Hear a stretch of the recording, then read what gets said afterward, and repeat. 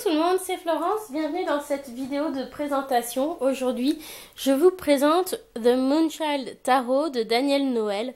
Donc c'est un jeu auto-publié magnifique que j'étais très pressée de recevoir. Parce que quand j'avais voulu le commander, il était sold out, donc épuisé. Et il a fallu attendre un moment avant que les précommandes soient de nouveau disponibles. Et donc voilà, je l'ai acheté en précommande autour du 20 janvier.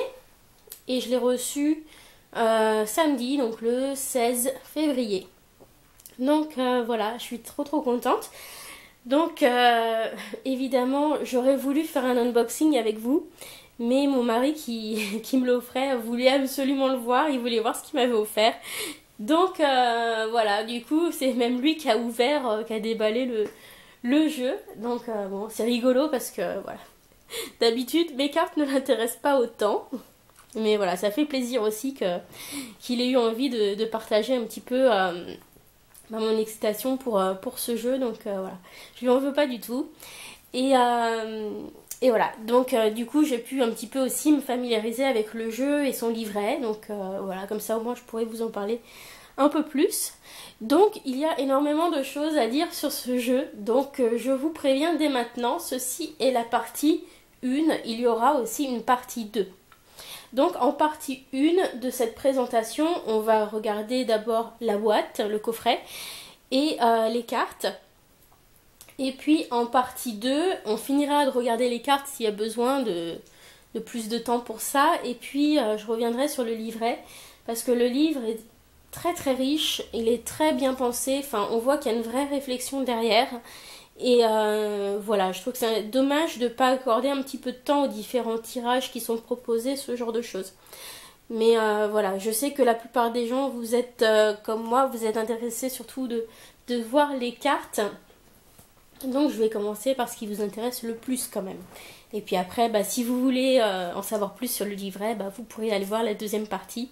Sinon, voilà, vous faites comme vous voulez, je ne vous oblige à rien.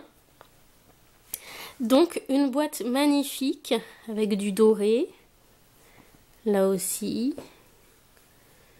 Voilà, donc il y a eu un travail magnifique fait sur cette boîte. Au dos, on a donc des miniatures. On vous dit que c'est un jeu illustré et écrit par Daniel Noël, qu'il y a 81 cartes et un livret. Et dans les différentes vidéos en anglais que j'ai pu voir sur ce jeu, c'est vrai que tout le monde parle de ce peachy buttery feel de la boîte. Donc il parle du toucher en fait du coffret et de son toucher un peu crémeux, peau de pêche, voilà. Et c'est vrai que j'avais un peu du mal à visualiser ce que ça peut faire sur du carton, mais c'est vrai que c'est un vrai kiff, quoi. On aurait envie de caresser sa boîte, son coffret, comme ça, comme si c'était le précieux pendant des heures. En fait, ça a un toucher très doux, un peu siliconé sur le dessus. Et ouais, c'est vraiment quelque chose d'unique que j'ai jamais eu dans aucun de mes autres jeux. Ce sera pas le même toucher mat que par exemple sur le Lily White Tarot, qui est agréable à toucher au niveau de la boîte. Mais là, on a quelque chose qui accroche un petit peu, voilà, c'est assez difficile à décrire, mais c'est vraiment un kiff total. Alors, j'ouvre ce beau coffret. Hop là. Donc, il n'y a pas d'encoche, mais ça glisse bien. Alors, voilà. Donc là, on voit l'intérieur, c'est juste magnifique. Alors, je vais peut-être mettre un petit peu de lumière, parce que là, le soleil est caché derrière le gros sapin qui est dans le jardin. Et voilà. Je pense que ce sera mieux avec un peu de lumière. Voilà, on est à la cool aujourd'hui. Donc voilà, l'intérieur est vraiment très travaillé aussi. Ensuite, ouais, on va pas tout de suite regarder. Là, on a un motif un peu marbré. Voilà, surtout l'extérieur. Et ici, on a donc des inscriptions en blanc dessus. C'est très discret, hein, c'est ici. Donc Daniel Noël et Starseed Designs 2014-2018. www.themoonchildtarot.com. Voilà. Alors ensuite,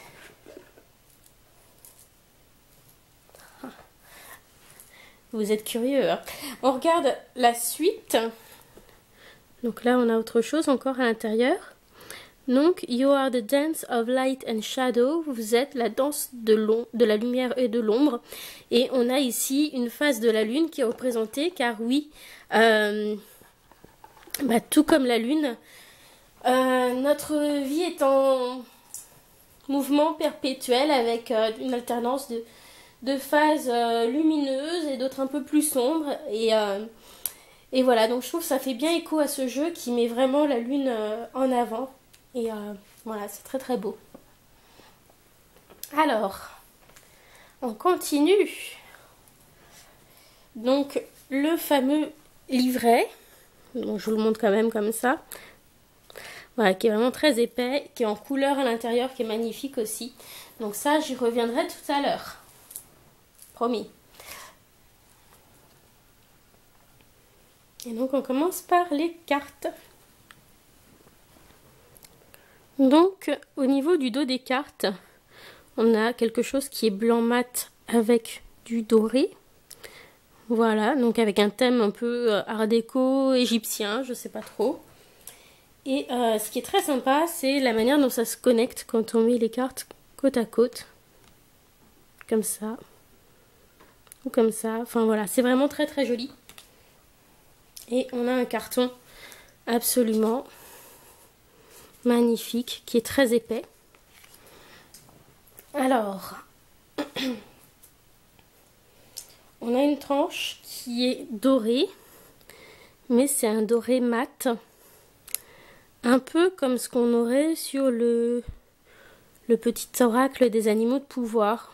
Bon, c'est peut-être pas tout à fait le même doré, mais voilà, on a ce fini un petit peu mat, légèrement pailleté. Voilà, donc c'est très très joli. Au niveau de la taille des cartes, on est sur des cartes qui sont vraiment très grandes pour un tarot. Je suis très petite, je fais 1m50, donc j'ai aussi des petites mains. Et pour tout vous dire, je le trouve un petit peu difficile à mélanger parce que les cartes sont grandes et qu'en plus, comme le carton est épais, le paquet de cartes est très épais. Donc en comparaison, c'est plus pertinent de comparer avec un oracle. Voilà, donc derrière là j'ai pris le Moonology Oracle Cards et c'est la même hauteur de carte, c'est juste un petit peu moins large, mais vous voyez, c'est quasiment une taille de carte oracle. Donc c'est vraiment très très large par rapport à un tarot. Voilà, j'aurais vraiment dû prendre un jeu avec moi pour vous montrer ce que ça donne par rapport à un tarot normal. Je vais essayer de faire ça dans la deuxième partie. Voilà. Alors, allez, c'est parti. On commence notre voyage avec le fou. Donc on a ce côté un petit peu cosmique quand même qu'on retrouve, mais avec des teintes plus chaudes et plus douces, je trouve, que le Star Child, que je n'ai pas, qui par certains aspects ne m'attirait pas tout à fait, mais alors celui-ci est magnifique.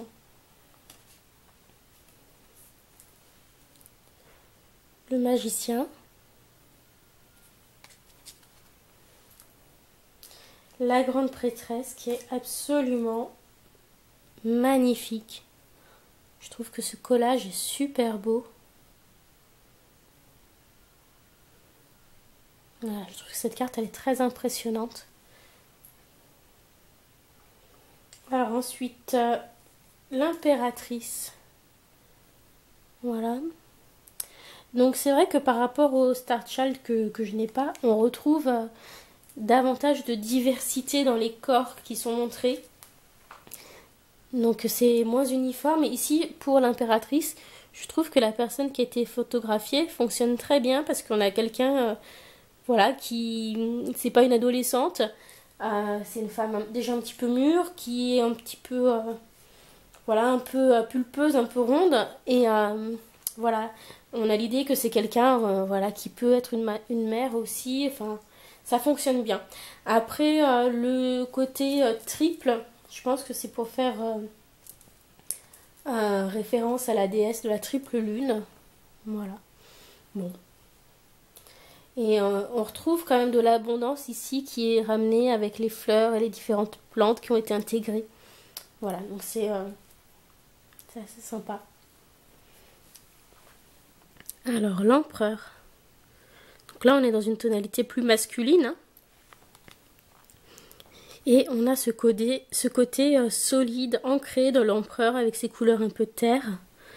Et carré, voilà, il a l'air décidé, il a son sceptre à côté de lui. Enfin voilà, je trouve que ça fonctionne bien.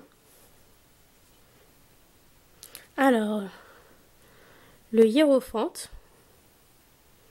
qui est assez intéressant. Donc là, on a une cape qui recouvre une personne sous forme d'étoile ou de cosmos.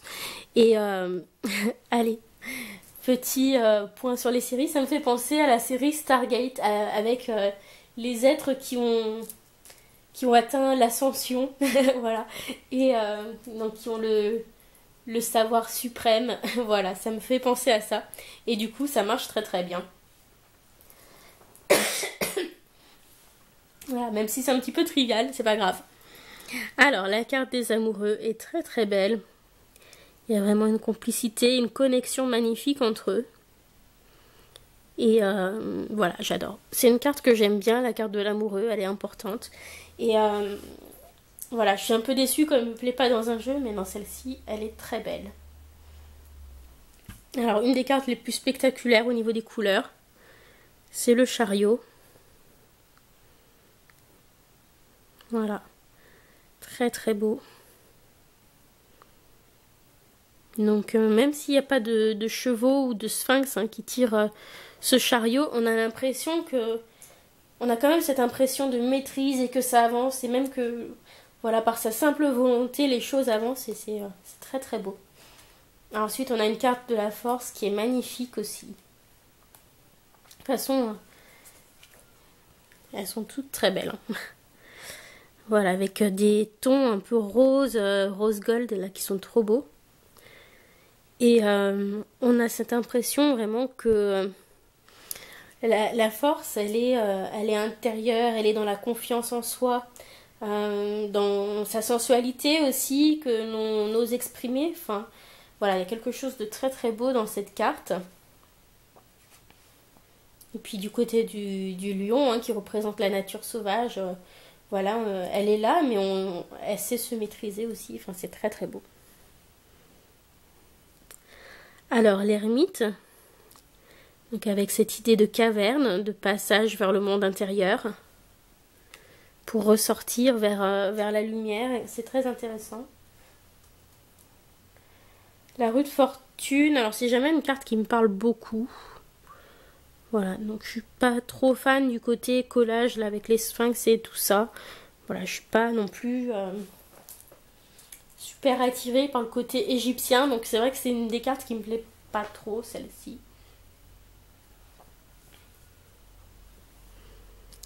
La justice. Donc on a aussi un côté un peu vintage avec les personnages, hein. C'est sympa aussi ça. The Hanged Man, qui est magnifique comme carte. Alors, la mort. Donc la mort, on a le serpent pour la transformation, le crâne, le sphinx à tête de mort, un papillon, la lune, des champignons, plein de symboles. La tempérance, avec une coupe bleue et une coupe rouge. On a l'impression d'un transfert d'énergie avec cet écran qui se forme devant elle aussi. Voilà, je trouve que ça fonctionne très bien comme collage. La carte du diable est très belle.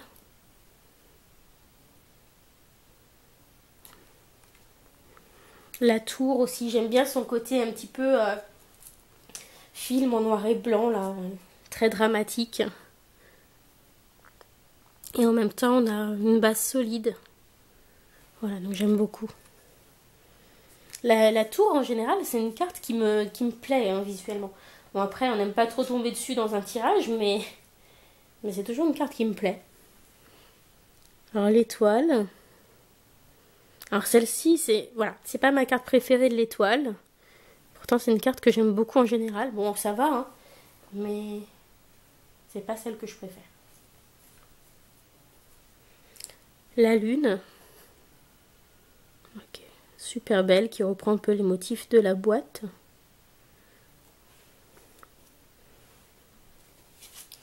Le soleil, et là on a bien une énergie différente, hein, chaleureuse, lumineuse. On a la joie avec ces personnages qui dansent, bon, même si la position est un peu bizarre, ça fonctionne. Ensuite, le jugement. Donc là, il faudra que j'aille voir pour le personnage de Todd pour avoir un peu plus d'informations. Mais pourquoi pas. Et la carte de l'univers. Voilà, qui est magnifique. Et qui me fait un peu penser à la carte de l'univers dans le Shadowscapes. Parce que le personnage tient aussi une orbe comme ça dans ses mains. Donc voilà.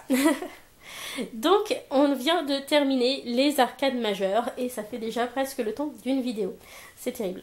Alors ici on a 3 cartes supplémentaires. Donc on a Shadow Work, travail de l'ombre, Divine Wisdom, donc sagesse divine, et Moonchild, donc qui donne lieu chacun à voilà, des questionnements particuliers et des propositions de rituels et de choses comme ça. Donc c'est assez... Voilà, ça vaut le coup d'y jeter un œil. Après, vous voyez si vous les gardez ou pas. Alors, c'est parti avec les bâtons. As. 2.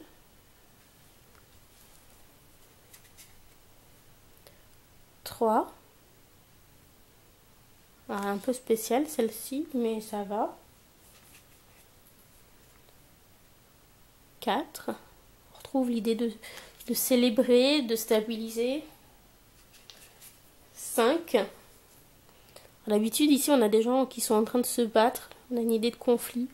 Là, c'est un peu moins évident. Donc, c'est aussi un jeu voilà, qui sort un peu des sentiers battus. Donc, voilà, qui peut aussi apporter des choses différentes. Hein. Six of Wands, de 6 de bâton. Donc, ici, c'est on reconnaît vos mérites. D'habitude, on a des lauriers, des choses comme ça. Là, on a quand même l'idée d'abondance sur cette carte. Donc peut-être on a réussi à créer de l'abondance. On a aussi un alignement avec peut-être ce que l'on souhaitait. Voilà, on peut le voir de différentes manières. Alors, Seven of Wands, 7 de bâton.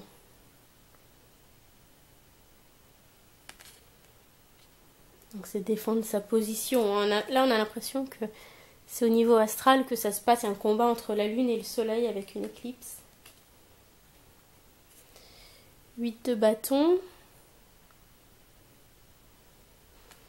Alors là, j'ai pas trop l'idée de vitesse, mais par contre, on a une porte qui s'ouvre.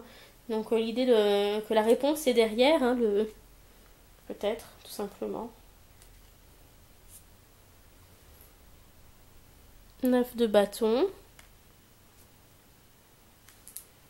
Voilà, on a vraiment une coloration qui est très très belle dans ce jeu. Le 10. Et ensuite, on passe sur les cartes de cours. Alors, elles sont dans le désordre, excusez-moi, je les remets dans l'ordre. Alors, le page.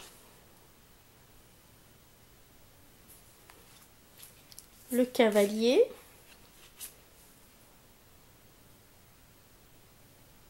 Qui est à 2 endroits en même temps, ça peut montrer peut-être son énergie.